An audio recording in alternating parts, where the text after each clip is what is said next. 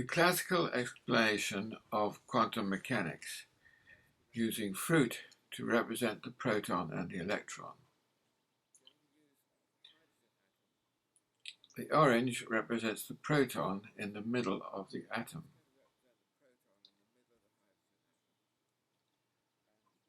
While an apple represents the electron.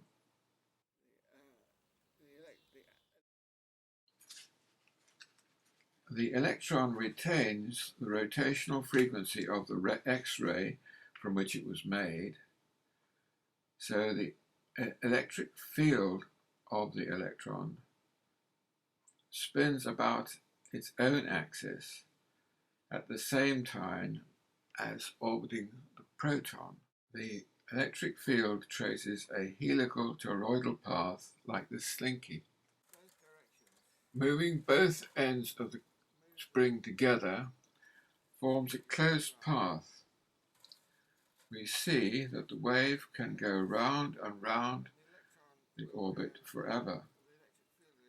However, the wave can travel in both directions, clockwise and anti-clockwise, at the same time. These contra-rotating waves also orbit around at the velocity of the electron. If going in the same direction as the electron, the frequency is higher due to doppler shift. If going in the opposite direction to the electron, the frequency of the wave is lowered. The electron therefore exists as two helical waves which have different frequencies. The frequency difference depends on the velocity of the electron. These two waves add together to form an amplitude modulated wave, which I can represent using mathematically generated pictures. We start with the orbit of the electron just by itself. We see the electric vector of the electron rotating around itself as well as rotating around the orbit. Now, if we add another wave of exactly the same sort, but having a slightly different frequency, now we see that they add up sometimes and they subtract in other times. So these are the two X-rays going around the opposite directions. Their frequency shifted, one with respect to the other, because the electron is going around its orbit, meeting itself, and sometimes being in phase and sometimes being out of phase. And if the length of the orbit matches the Doppler shift, then you get one wavelength all the way around. Here we see the two components of the wave, the as it were, vertical component and the horizontal component. Now, these two are at right angles to each other, and these are the squares of them. So sine squared plus cos squared is 1, and this blue line is the sum of the red and green ones. That's red and that's green, forming the blue one here. The red one there just shows the radius of the orbit.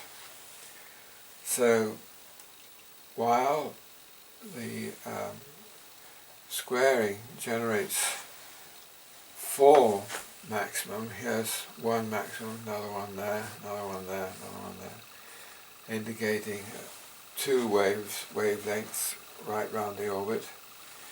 When you square them and add them together, add the components together, you get a completely uniform power level all the way around the orbit. So I think it's very marvellously simple what actually happens. It blows me away. Let's just give it a twiddle and see what happens. When it's rotating, you can see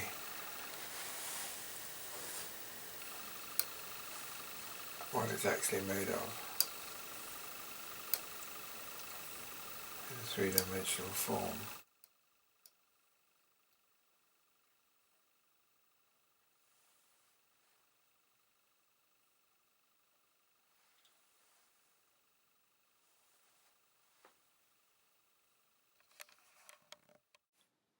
Now we generate a mathematical model of the electron using proper numbers. Present. Here we have the mass of the electron, mass of the proton, the speed of light in free space, the charge on the proton and the charge on the electron. They're the same, but the electron's negative. This is the permittivity of free space, which says which is the ratio of the electric flux density to the electric field strength. The electric flux density on an imaginary sphere surrounding the proton, which is the charge on the proton divided by the surface area of the sphere. Here we have coulombs per meter squared as the units. The electric field due to the proton is the electric flux density divided by the permittivity of free space, this little e. So the force on the electron is the charge of the electron multiplied by the electric field strength from the proton. In orbit, the electrostatic force is equal to the centrifugal force. So the centrifugal force can be found as mass times acceleration. So we can find, as we know the mass and we know the radius, we can find the angular velocity. So if we know the angular velocity and we know the radius, we can find the actual velocity that the electron is going around the orbit. It's 2.187 million meters per second. Electron has a definite mass, and if it's got a definite mass, then it's got a definite energy, mc squared plus half mv squared. So if we know its energy, we can say what frequency it has. A rotating entity. So if we divide it by Planck's constant, we can get the frequency of the electron, Fe here.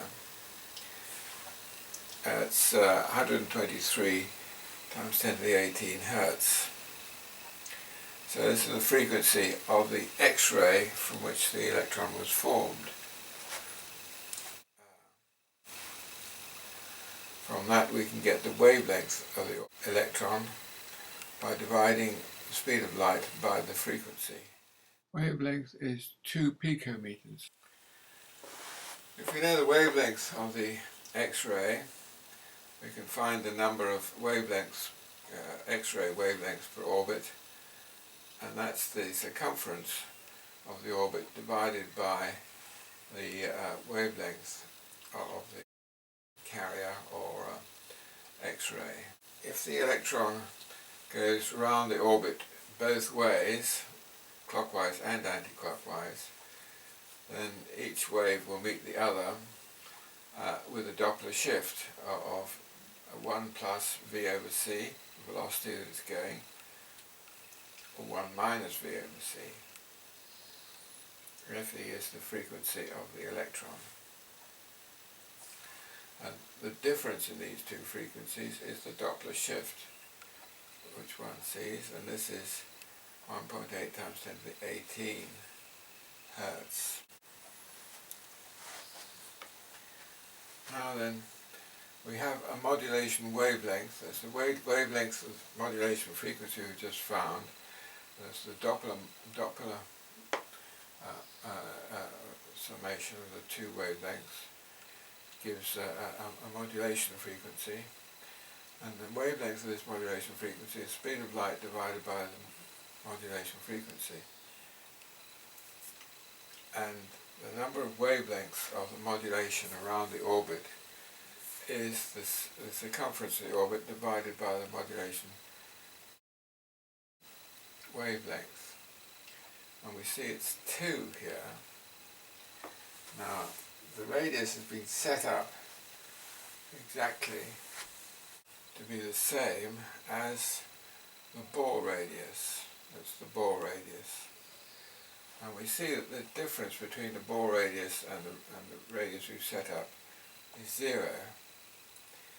If we alter the setting from exactly what Bohr had, that the modulation radius isn't 2 exactly, it's just a little bit out.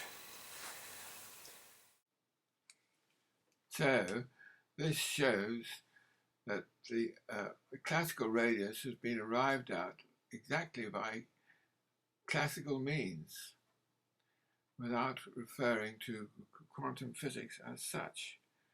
All we have here is standard electrical engineering treatment of waves in the presence of a rotating electron made of an X-ray, which goes round the orbit in both directions at once, being shifted by Doppler effect into 2 frequencies which interfere to give the waves we see.